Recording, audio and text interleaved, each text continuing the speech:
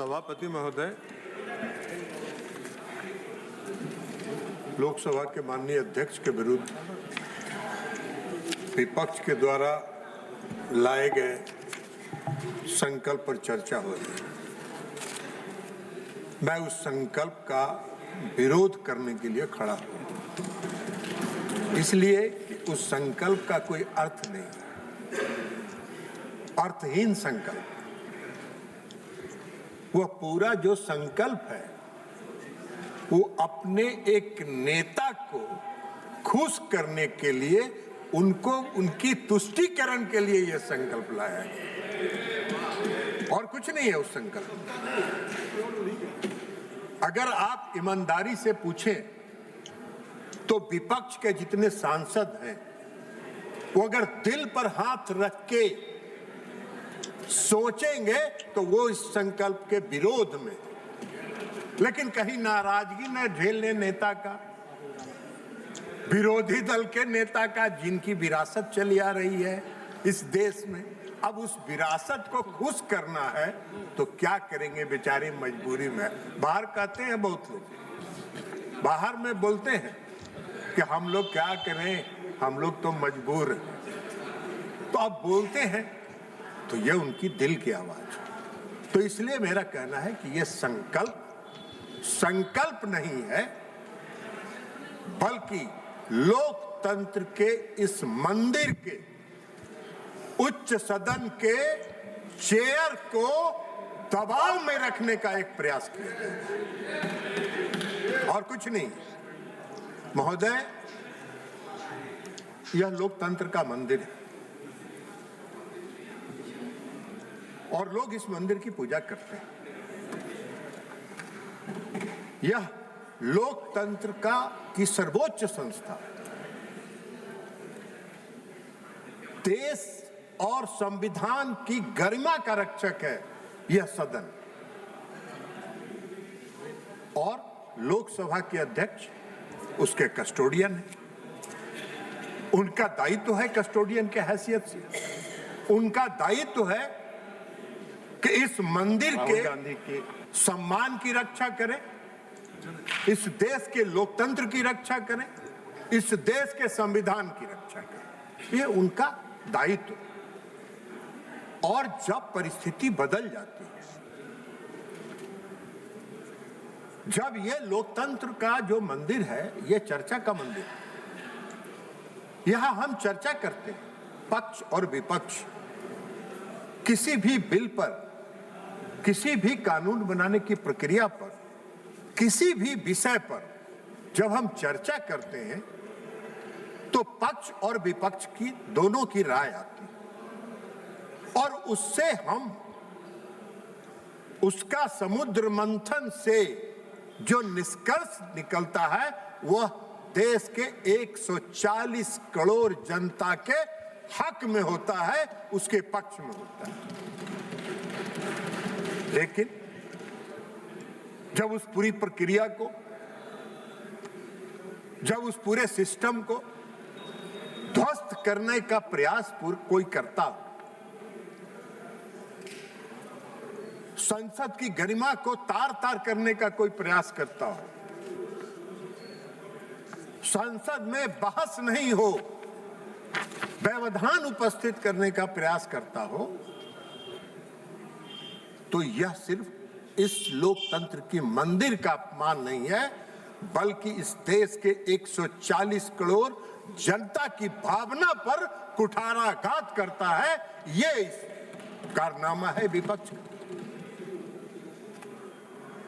और ऐसी स्थिति जब पैदा हो जाती है, ऐसी स्थिति जब पैदा हो जाती है और लगातार पैदा हो रही है, यदा कदा तो कोई अगर घटना हो जाए तो उसको अनदेखा किया जा सकता है, लेकिन अगर यह परंपरा बन जाए, अगर यह रोज की आदत बन जाए, तो इस लोकतंत्र के मंदिर का जो कस्टोडियन है वो असहज होता है, वो अंदर से कष्ट में जाता है। और जब वो अंदर से कष्ट में जाते हैं, अंदर से जब असहज होते हैं, तो उनको कभी कभी रोकना टोकना पड़ता है। और सिर्फ विपक्ष के लोगों को नहीं रोका है उन्होंने, हमने देखा इस सदन में 17वीं लोकसभा में भी और 18वीं लोकसभा में माननीय अध्यक्ष ने आसन से कई मंत्रियों को भी टोकने का काम किया है, तो सत्ता पक्ष के सदस्यों को भी टोकने का काम किया है, लेकिन सबने स्वीकार किया है, उसको सहजता से स्वीकार किया, क्योंकि वो अध्यक्ष की गरिमा का सवाल है। अध्यक्ष अपनी कर्तव्यों के प्रति जब सजग होते हैं तो उसको पूरा करने के लिए वो सभी को समान रूप से देखने का काम करते हैं, और इसलिए वो टोकते रहते हैं।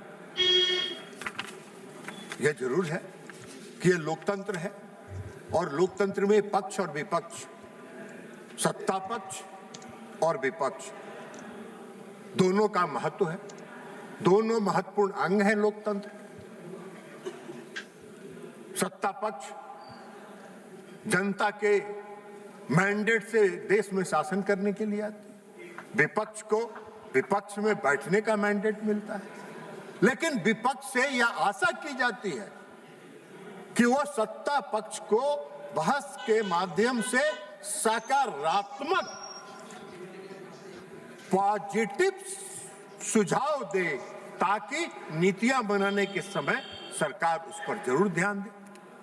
ये है वैकल्पिक दृष्टिकोण रखना विपक्ष का अधिकार है, विपक्ष उसको रखता है और रखना भी चाहिए। ये इतिहास रहा है, आज तक पक्ष और विपक्ष में चर्चा होती रही है, लेकिन ये सारी चर्चाएं होती है संसद के नियमों के, संसद की परंपराओं के और मर्यादा का पालन करते हो। आज का विपक्ष क्या हो गया है? आज का विपक्ष क्या है? पूरे सदन को, अगर पूरे सदन की कार्यवाही को उठा के देखा जाएगा तो आधा से ज्यादा समय नारेबाजी में, शोर शराबे में परिणत होता है, और इससे और कुछ नहीं होता है। इससे 1 करोड़ जनता, 140 करोड़ जनता प्रभावित होती है, और लोकतंत्र, हमारा लोकतंत्र कमजोर होता है जब विपक्ष का व्यवहार नकारात्मक हो जाए तो। और यह विपक्ष लगातार नकारात्मक अपने कृत्यों से विख्यात होता है। उनको लगता है कि आज तो न्यूज छप गया, न्यूज में हेडलाइन छप गया, विपक्ष के नेता ने सदन नहीं चलने दिया।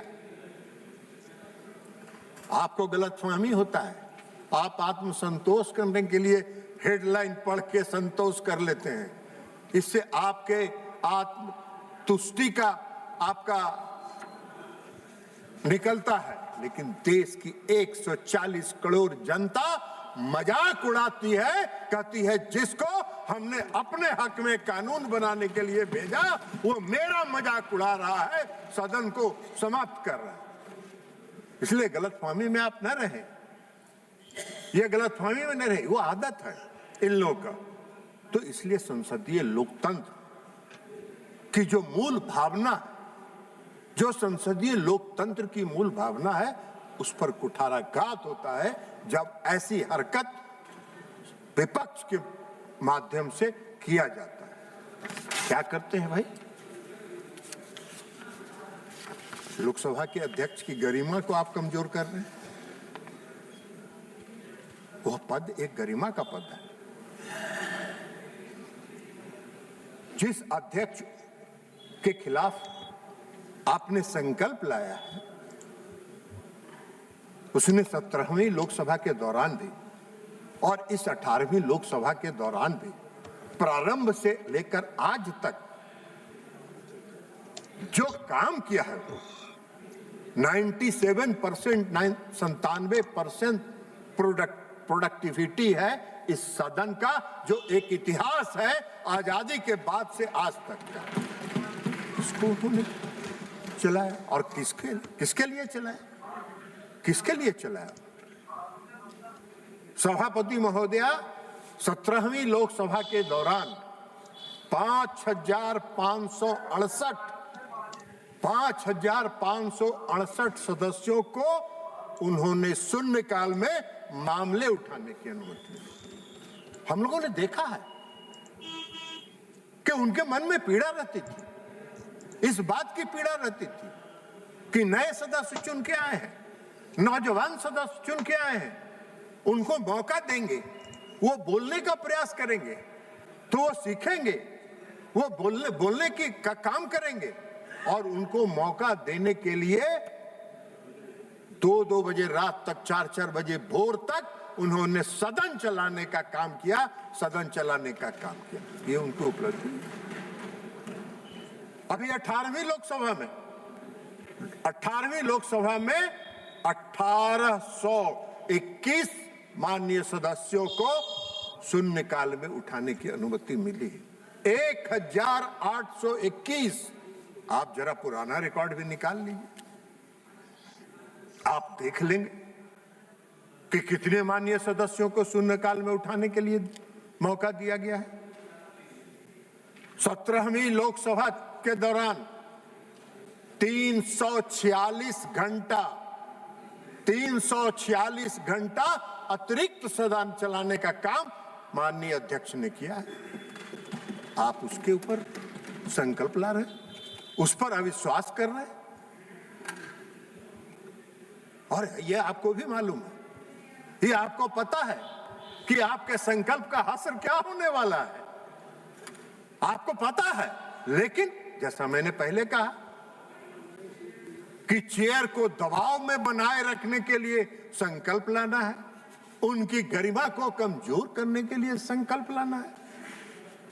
इसलिए वैसे अध्यक्ष के खिलाफ अविश्वास प्रस्ताव इसीलिए लाया गया।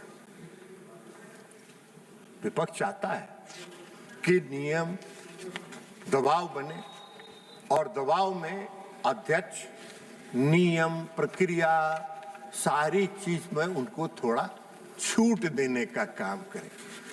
इनको गलतफहमी है, जो उस कुर्सी पर बैठते हैं, जो आसन पर बैठते हैं, वो अपने दायित्वों के प्रति, अपने कर्तव्यों के प्रति सजग रहते हैं। आप कोई भी दबाव लाएंगे, विधानसभा के अध्यक्ष आसन पर बैठ के नियम, प्रक्रिया, कानून से इस सदन को चलाएंगे और जरूर चलाएंगे। लोकसभा की प्रक्रिया और नियम को चलाएंगे। तो इसलिए आप इस गलतफहमी में नहीं रहे। अब लोकसभा की अध्यक्ष की जिम्मेवारी है, उनकी अध्यक्ष की जिम्मेवारी है परंपराओं के मुताबिक चलना, नियमों के मुताबिक चलना, जो प्रावधान है उनके मुताबिक चलना, संविधान के प्रावधानों के मुताबिक चलना। तो ये नारेबाजी, शोर शराबा और नियमों की अवहेलना के बाद ये सब काम करके ये लोग थक चुके, और इस थकने के बाद अब अंतिम अस्त्र के रूप में इन्होंने लोकसभा अध्यक्ष के विरुद्ध संकल्प का प्रस्ताव लाया है। ये इनका आचरण है। इसलिए यह असहमति का बिंदु नहीं है, यह असहमति का बिंदु नहीं है। आपको भी मालूम है कि यह सहमति का बिंदु नहीं है। ये संविधान की आत्मा को, की भावना को, आत्मा को आहत करने का प्रयास है, जो कदापि नहीं होने वाला है, जो कदापि नहीं होना। आपका क्या है? आप इतना चर्चा कर रहे थे, गोगोई जी चर्चा कर रहे थे, सब चर्चा कर रहे थे, बोल रहे थे। एलओपी को बोलने नहीं दिया जाता है, एलओपी को दबाव दिया जाता है, माइक बंद कर दिया जाता है। अरे कल जब जिम्मेवारी के साथ बोलिएगा तब ना माइक खुला रखेगा। जब गैर जिम्मेवारी का व्यवहार करिएगा तो माइक तो बंद हो ही जाएगा, स्वतः बंद हो जाएगा। आपका क्या है रोल? आपके प्रतिनिधि जाते हैं कार्य मंत्रणा समिति में। मैं भी 17वीं लोकसभा में कार्य मंत्रणा समिति का सदस्य था, मैं देखता रहा। कार्य मंत्रणा समिति में निर्णय कुछ हो रहा है, इनकी पार्टी के लोग, विपक्ष के लोग अध्यक्ष के सामने कुछ आश्वासन दे रहे हैं और वहां से लौट के आ रहे हैं और यहां बदल जा रहे हैं। आपको कार्य मंत्रणा समिति का नहीं मानना है तो आप कार्य मंत्रणा समिति के निर्णय को नहीं मानिएगा तो ये लोकसभा का सदन, ये सदन पक्ष और विपक्ष दोनों की सहमति से चलता है, आपकी व्हिम पर नहीं चलता है। आप चाहते हैं कि सदन आपके व्हिम पर चले, जो ये सदन कदापि आपके व्हिम पर चलने का काम नहीं करे। मैंने पुरानी लोकसभाओं को भी देखा है महोदया, मैं 14वीं लोकसभा में था सदस्य और आसन पर स्वर्गीय सोमनाथ चटर्जी जी बैठते थे। बहुत भाषण दे रही थी अभी महुआ मोहित्रा जी। इनकी नेता उस समय एक अकेले मेंबर थी लोकसभा में, अकेले सदस्य थी और तत्कालीन अध्यक्ष विधानसभा के सोमनाथ चटर्जी, स्वर्गीय सोमनाथ चटर्जी साहब ने उनको बोलने का मौका नहीं दिया। वो रोती रही और रो के आके बैठ गए। अभी भाषण दे रहे और विपक्ष के नेता थे उसमें अडवाणी जी उसमें विपक्ष के नेता थे। अडवाणी जी ने कभी अविश्वास प्रस्ताव नहीं लाया। उस समय इनकी नेता ममता जी एनडीए की अंग थी, एनडीए में बैठती थी, तो बात इधर उधर करते रहती हैं सब सुविधा के अनुसार। तो इसलिए इनका जो है, इनका वो है, तो इनका देख लीजिए। अब आप सदन की खर्चा पर मान लीजिए, आप जब सदन चलता है, सदन बैठिए ना, आपको बता देंगे। आपका अभी हासिल बता चुके हैं कि आपका इलाज हो चुका है, डॉक्टर बीमारी पकड़ लिया आपका, इनका बीमारी पकड़ ली है, इनको अभी दवा दिया जाएगा, हाई एंटीबायोटिक। महोदया, इस सदन पर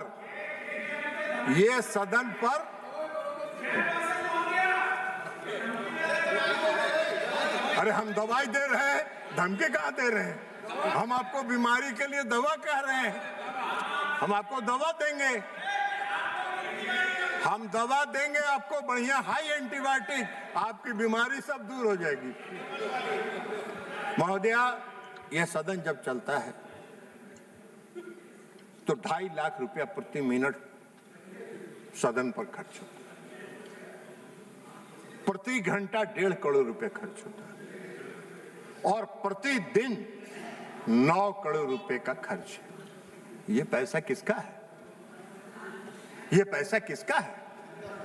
न सत्ता का है न विपक्ष का है, ये इस देश की जनता के मेहनत की कमाई है, जिसका आप दुरुपयोग कर रहे हैं, उसका मजाक उड़ा रहे हैं। सदन के काम में व्यवधान डालकर जनता की खून पसीना के साथ इस तरह का खिलवाड़ मत करिए।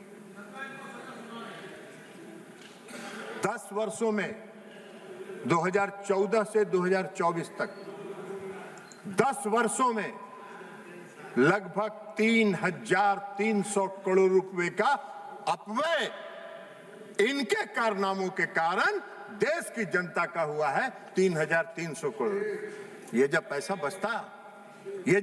बचता तो किसके हक में जाता? देश की जनता के हक में जाता। देश की जनता के हक में चर्चा होती, देश की जनता के हक में कानून बनता, नियम बनता। लेकिन खैर, अब इनका यही आचरण है। अब ये कांग्रेस पार्टी मूल रूप से दबाव में सबों से इन लोगों ने दस्तखत करा लिया और करा लिया तो करा लिया, तो कोई नया चीज नहीं है, ये एक नया बात नहीं है कांग्रेस पार्टी के लिए। कांग्रेस पार्टी को और अभी के जो विरोधी दल के नेता हैं उनमें लोकतंत्र विरोध और संविधान विरोध उनकी विरासत में उनको मिला है, उनके विरासत में उनको मिला है। ये इतिहास रहा है आजादी के बाद से आज तक। कांग्रेस पार्टी ने इस संविधान को तार तार करने का काम एक बार नहीं सैकड़ों बार इन्होंने प्रयास करने किया है। संविधान का किताब लेके घूमते थे, इस सदन में भी संविधान का किताब लेके आते थे और रोज सुबह से शाम तक संविधान की धज्जियां उड़ाने का काम करते हैं, संविधान के रक्षक विरोध। और यह कांग्रेस पार्टी को विरासत में मिला है। कांग्रेस पार्टी की विरासत में है लोकतंत्र को, संवैधानिक संस्थाओं को जितना कमजोर किया जाए उतना इनको खुशी होती है, उतना ही इनको खुशी होती है। अब ये क्या करते हैं, राष्ट्रपति का भी भाषण होता है संयुक्त अधिवेशन, उसमें भी व्यवधान करते हैं, उसमें भी व्यवधान करने का काम करते हैं। आज तक का इतिहास नहीं रहा। महामहिम राष्ट्रपति इस देश के गौरव है, इस देश का सम्मान है। और ये भी बोल रहे हैं बीच से पीछे से, दादा उस महामहिम राष्ट्रपति का और महिला का अपमान जो अभी पश्चिम बंगाल में हुआ है, आपको शर्म आने के बजाय आप उस पर व्यंग कर रहे हैं। यही तो है आपका, एक आदिवासी का, एक महिला का जो इस देश की राष्ट्रपति है, वो आपके प्रदेश में जाती हैं, आपकी सरकार उनका अपमान करती है। ये तुष्टीकरण है, ये आपका काम करता है। और इनका क्या है, दोनों का, इन दोनों में क्या है कि एक मीठा बोलती है, थोड़ा थोड़ा मीठा बोलती है, जैसे आज किरण रिजिजू को भी मीठा बोल रही थी, किरण रिजिजू ने भी उनको कहा था, और एक कटु बोलते हैं। लेकिन दोनों बैठ के स्ट्रेटजी बनाते हैं और स्ट्रेटजी को यहाँ उसका पालन सदन के अंदर करवाते हैं। ये दोनों मिले रहते, ये स्ट्रेटजिकली करते हैं, एक मीठा बोलना, एक आक्रामक रहना। संसद को राजनीतिक नाटक का मंच बनने नहीं दिया जा सकता है, राजनीतिक मंच नहीं बन सकता है। यह भारत की जनता को इससे पीड़ा होती है जब आप सदन को राजनीतिक नाटक का मंच बना देते हैं। और कोई खास राहुल गांधी जी की बात तो मत करिए। राहुल गांधी जी का तो जितना चर्चा करिएगा उतना ही कम है। और जो उनको विरासत में मिला है नेहरू गांधी परिवार का, उसी विरासत को आगे बढ़ा रहे हैं। उनको लगता है कि जितना लोकतंत्र को हम कमजोर करने का प्रयास करेंगे उतना ही हमको लाभ होगा। लाभ नहीं होता है, सिकुड़ते जा रहे हैं और आगे भी सिकुड़ते जाइएगा, आप चिंता नहीं करिए। इनका काम है, जितनी संस्थाएं हैं, संवैधानिक संस्थाएं हैं, उनकी विश्वसनीयता पर सवाल खड़ा, उनकी विश्वसनीयता पर सवाल खड़ा कर। अब ये निर्वाचन आयोग इस देश की संवैधानिक संस्था है, उनके ऊपर निर्वाचन आयोग पर चुनाव कराने की जिम्मेवारी है। आप बार बार उसकी आलोचना करते हैं, ईवीएम मशीन पर आप सवाल उठाते हैं, इस सदन में उठाते रहे। क्यों भाई? जब आप कर्नाटक में जीत जाइए तो ईवीएम मशीन सही है, जब आप पश्चिम बंगाल में जीत जाइए तो ईवीएम सही है, जब तेलंगाना में जीत जाइए तो ईवीएम सही है, और जब महाराष्ट्र में हार जाइए तो ईवीएम गलत है। हरियाणा में हार जाइए तो ईवीएम गलत है, ऐसा कहीं चला है आज तक? लेकिन इसके माध्यम से चुनाव आयोग की विश्वसनीयता पर सवाल उठाते हैं, और चुनाव आयोग की विश्वसनीयता पर इस देश की जनता को भरोसा है। आप लाख प्रयास कर लीजिए, कोई असर नहीं होगा। आज देश की जनता को मालूम है कि हम बूथ पर जाते हैं और 3 मिनट के अंदर वोट देके चले आते हैं। यह है चुनाव आयोग की विश्वसनीयता पर जनता का भरोसा और जनता का विश्वास। तो इसलिए आपके कोई फर्क नहीं पड़ता। अब स्पेशल इंटेंसिव रिवीजन चल रहा था, आप उस पर भी हल्ला कर रहे थे। बिहार में बहुत हल्ला कर लिए, बहुत हल्ला कर लिए। इधर एगो मेंबर हल्ला कर रहे हैं जिनकी बात हमने कहा कि उनके लिए हाई एंटीबायोटिक का इंतजाम है, 19 से 6 पर आ गए हैं, 6 पर आ चुके हैं। अब वो 6 से 0 पर जाने वाले हैं, इसकी चिंता नहीं करिए। तब हाँ, तो ये हल्ला कर रहे थे। क्या हल्ला कर रहे थे भाई?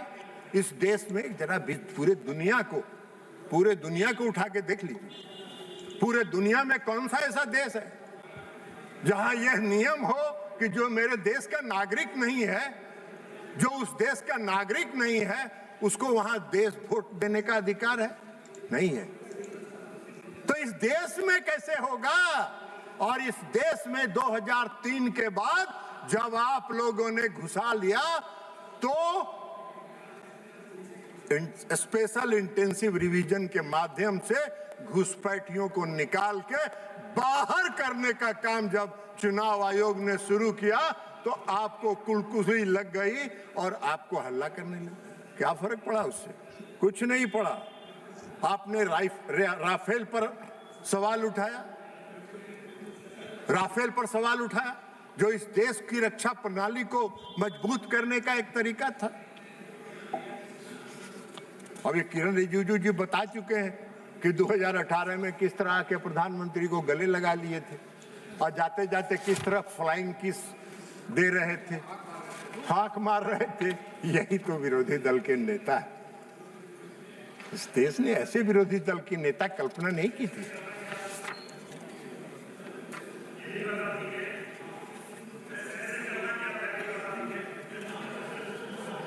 अब ये बता चुके हैं लोग, कई लोगों ने बताया है कि लोकसभा के अंदर भी और लोकसभा के बाहर भी कई सांसदों पर करते हैं। और छोड़ दीजिए, सांसदों पर तो जो करते हैं सो करते हैं। लोकसभा के माननीय अध्यक्ष के खिलाफ भी सदन से बाहर जाके मीडिया में टिप्पणी देने का काम करते हैं, मीडिया में टिप्पणी देने का काम करते हैं। ये है इनका व्यवहार। प्रधानमंत्री का उपहास बनाते हैं। आपने कहा कि प्रधानमंत्री पनौती है।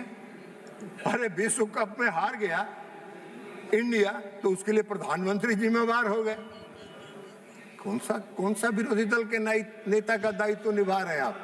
कौन से नेता का दायित्व में आ रहे हैं? जब विदेश जाते हैं देश की छवि को धूमिल करने का काम करते हैं। इस देश के प्रधानमंत्री ने पूरे विश्व में और पूरे दुनिया में भारत का मान सम्मान और स्वाभिमान बढ़ाने का काम किया, और आप विदेशों में जाके देश की छवि को धूमिल करने का काम करते हैं। यही तो आपका धंधा है। इमरजेंसी लगाया इन्होंने। क्या था इमरजेंसी? क्या था इमरजेंसी? 1975 में जब इमरजेंसी लगाया इन्होंने, जब राजनारायण जी इलाहाबाद हाईकोर्ट से जीत गए इलेक्शन पिटीशन, और जब सुप्रीम कोर्ट आ गई इंदिरा जी, सुप्रीम कोर्ट ने उसको डिसमिस कर दिया, तो जो डिसमिस करने वाले जज थे सुप्रीम कोर्ट के, उनको तो डिमोट किया ही, उनको सुपरसीड किया ही, देश में इमरजेंसी लगा दी।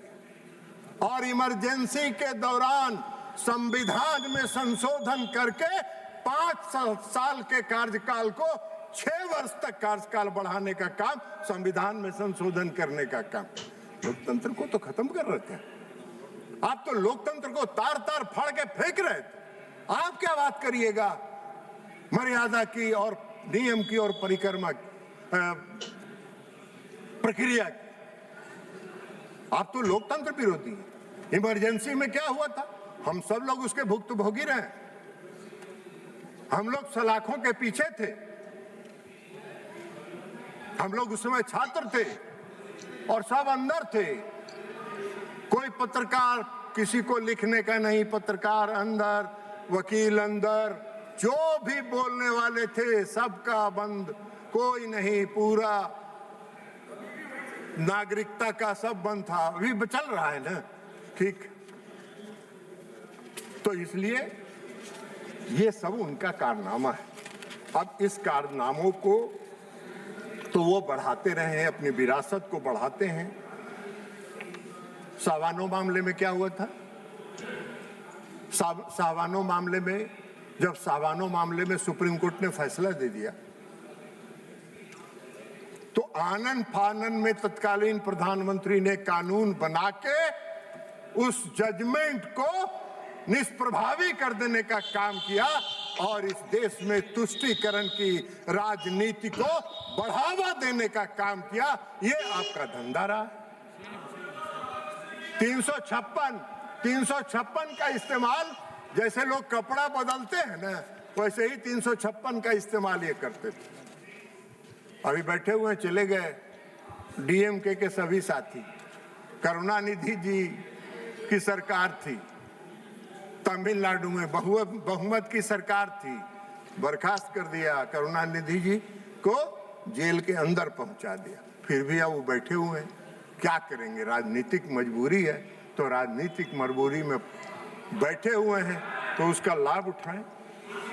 यहाँ पर प्रधानमंत्री को राष्ट्रपति के अभिभाषण के सामने हम लोगों ने चश्मदीद गवाह हैं, वहां से बैठ के इंस्टिगेट किया जाता था, नक्शा बना के दिया गया और सभी महिला सांसदों को घेरा बना के प्रधानमंत्री की कुर्सी को घेर लेने का काम किया। क्या है ये भाई? ये क्या है? आज तक के लोकतंत्र और संसद के इतिहास में ऐसी घटना नहीं हुई जैसी घटना आपने यहाँ काम करने का काम किया। तो ये आपका है।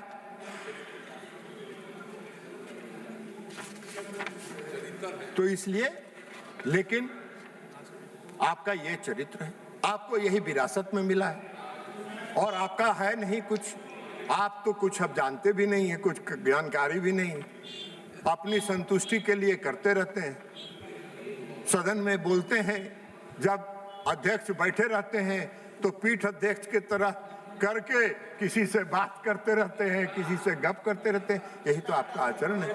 तो न सदन के नियम, न प्रक्रिया, न परंपरा, किसी चीज से आपको कोई मतलब नहीं है। लेकिन सभापति महोदया, मैंने कहा कि ये लोकसभा के अध्यक्ष के खिलाफ जो यह संकल्प, अविश्वास का संकल्प लाया गया है, ये उन पर दबाव बनाने के लिए लाया गया है। वास्तव में अगर मेरी राय पूछिएगा तो लोकसभा के अध्यक्ष के खिलाफ अविश्वास के बदले विरोधी दल के नेता के खिलाफ अविश्वास का संकल्प सदन में पेश होना चाहिए। विरोधी दल के, चूंकि जब विरोधी दल का नेता, जब सांसदों का जब पे एंड सैलरी का एक्ट बना था, उस समय विरोधी दल का नेता का प्रावधान किया गया। किसी ने उसमें कल्पना भी नहीं किया था कि इतना गैर जिम्मेवारी और उच्च श्रृंखल व्यक्ति इस देश के विरोधी दल के नेता पर बैठेगा। इसलिए इनको इनके खिलाफ अविश्वास का संकल्प आना चाहिए। बहुत बहुत धन्यवाद।